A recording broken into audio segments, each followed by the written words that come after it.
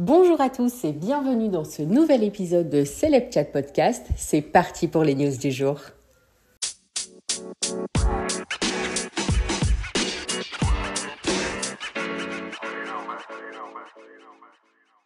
L'information vient de tomber. Stéphane Plaza a été déféré au palais de justice. Dans un communiqué du parquet à l'AFP, l'agent immobilier le plus célèbre du paysage audiovisuel français a été présenté à un magistrat instructeur et il est enfin fixé sur son sort.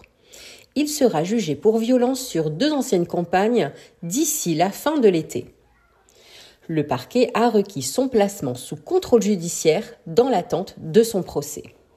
Contacté par l'AFP, l'un de ses 2 avocats n'a pas souhaité réagir et la seconde n'a même pas répondu. Durant ces 48 heures de garde à vue, l'acolyte de Karine Le Marchand a été confrontée aux 2 plaignantes. La première l'accuse de lui avoir cassé un doigt et luxé 2 autres. Des faits qui seraient intervenus en 2022 alors qu'ils étaient en couple dès 2017. Et au cours desquels Stéphane Plaza l'aurait aussi collé contre un mur en plaçant un bras sous sa gorge. La seconde plaignante fait état de morsures et se dit victime de harcèlement moral de la part de l'accusé.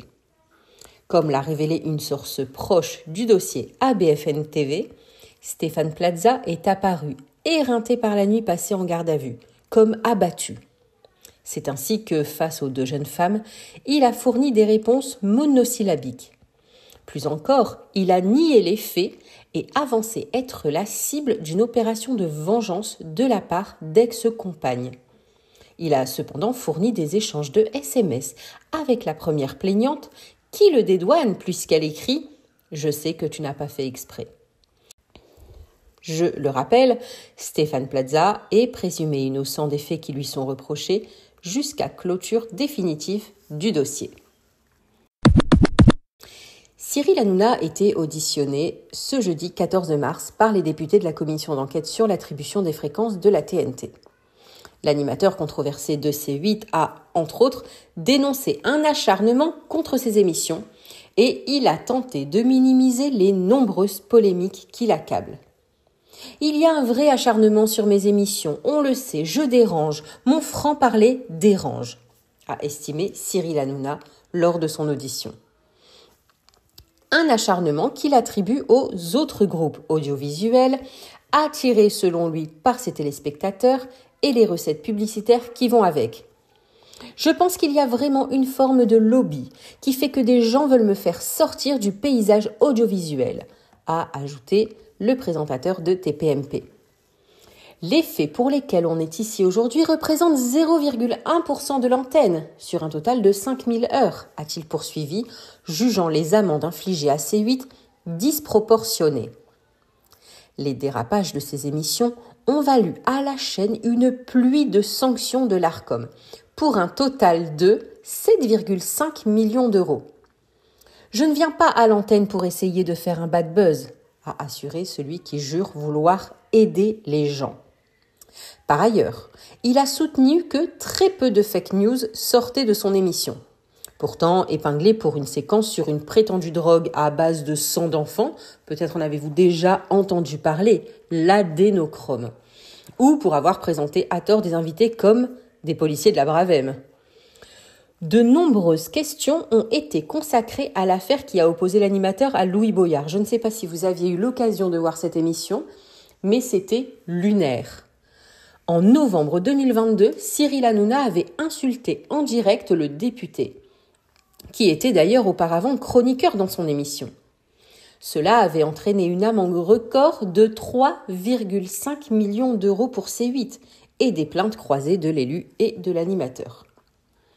Je regrette mes propos envers Louis Boyard. Mais quand Louis Boyard est venu sur le plateau, je voyais non pas un député, j'aurais dû, mais un pote qui m'avait trahi en direct, s'est justifié le présentateur. Le député a voulu se faire Vincent Bolloré et moi-même, a commenté l'animateur selon qui le milliardaire conservateur ne s'est jamais mêlé de ses émissions. Cyril Hanouna a lu à voix haute des SMS échangés avec le député Louis Boyard, tentant de prouver qu'ils étaient potes, selon ses dires. Interrogé sur le traitement médiatique de l'affaire de la mort de la petite Lola dans son émission, l'animateur a regretté avoir réagi au drame en tant que père de famille. « J'ai peut-être commis l'erreur de parler en tant que père de famille », concède-t-il. Accusé de promouvoir des opinions d'extrême droite, Cyril Hanouna, comme Vincent Bolloré la veille, a nié toute mission idéologique au sein de ses émissions. « Personne ne peut dire pour qui je vote. Je suis là pour donner la parole à tout le monde », a-t-il répliqué, faisant valoir qu'il invitait indifféremment Jean-Luc Mélenchon, Jordan Bardella ou Éric Zemmour. Il a salué les bons moments passés avec plusieurs personnalités politiques comme Jean-Marie Le Pen. « J'ai passé plus de bons moments avec Jean-Luc Mélenchon qu'avec Jordan Bardella », a-t-il lancé. Marco Mouli, l'une des figures de l'escroquerie géante à la TVA sur le marché du carbone, devenue personnalité des réseaux sociaux, s'est présenté mercredi 13 mars à la justice pour être réincarcéré, après la révocation partielle de son sursis. Vêtu de noir des pieds à la tête, une chaîne autour du cou, il est arrivé au tribunal judiciaire de Paris en début d'après-midi, en portant 2 gros sacs de voyage. « Je ne vais pas en cavale, je me rends. La cavale n'existe plus », a-t-il déclaré à la presse dans le hall du tribunal. « L'estomac est là, ça fait flipper d'aller en prison », a-t-il confié avec sa gouaille habituelle. « C'est un peu dur pour moi d'aller en prison, alors que la procédure a 30 ans », a-t-il ajouté, visiblement ému mais sans perdre le sourire. Dans une décision rendue vendredi, une juge d'application des peines a ordonné la révocation partielle à hauteur de 18 mois d'une peine de 3 ans d'emprisonnement prononcée en avril 2019 à son encontre par la Cour d'appel de Paris pour escroquerie réalisée en bande organisée courant 1998 et 1999. La magistrate a estimé que plusieurs obligations fixées à Marco Mouli n'avaient pas été respectées. Par exemple, concernant celle de travailler. Tenez-vous bien, l'intéressé occupait un emploi fictif de community manager et il a fourni à la justice de fausses fiches de paie sur fond d'organisation bien huilée.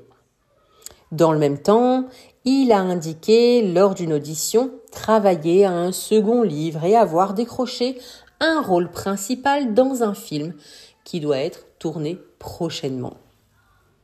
Le site Mediapart, qui avait pu parler vendredi avec Marco Mouli, avait annoncé qu'il prenait la fuite, tout en précisant ne pas être en mesure de vérifier si c'était bien le cas. Le principal intéressé avait dit sur C8 dans la soirée que cela était faux, tout en accablant le journaliste de Mediapart, Fabrice Arfi. Ce mercredi 13 mars 2024, l'Élysée a ouvert ses portes à une pléiade de personnalités influentes venant assister à la remise de la Croix de la Légion d'honneur à Bernard Arnault, l'actuel homme le plus riche du monde selon diverses sources. Cet événement a été confirmé par BFM TV, corroborant les informations de Politico. Parmi les invités de marque, des noms qui ont marqué le monde des affaires, de la musique, de la politique, mais aussi de l'art. Des figures telles que Elon Musk, Beyoncé, Jay-Z et même l'ancien président français Nicolas Sarkozy se sont rendus au palais présidentiel afin de rendre hommage au président du groupe LVMH. Mais la liste des invités ne s'arrêtait pas là.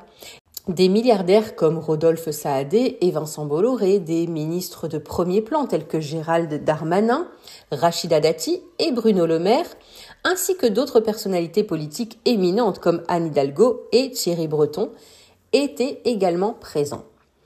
L'événement a également accueilli des personnalités internationales, dont la reine de Jordanie, Rania Al Yassine. La remise de la Légion d'honneur à Bernard Arnault a marqué un moment historique durant lequel Emmanuel Macron a salué les capacités de l'homme d'affaires à voir et bâtir loin. La soirée aurait d'ailleurs été rythmée par le pianiste Lang Lang qui aurait offert un air de Chopin aux convives lors de la dégustation de délicieuses gougères truffées. Et voilà, c'est fini pour aujourd'hui. J'espère que cet épisode vous aura plu. N'hésitez pas à liker, vous abonner, télécharger ou même commenter. À très très vite. Ciao ciao.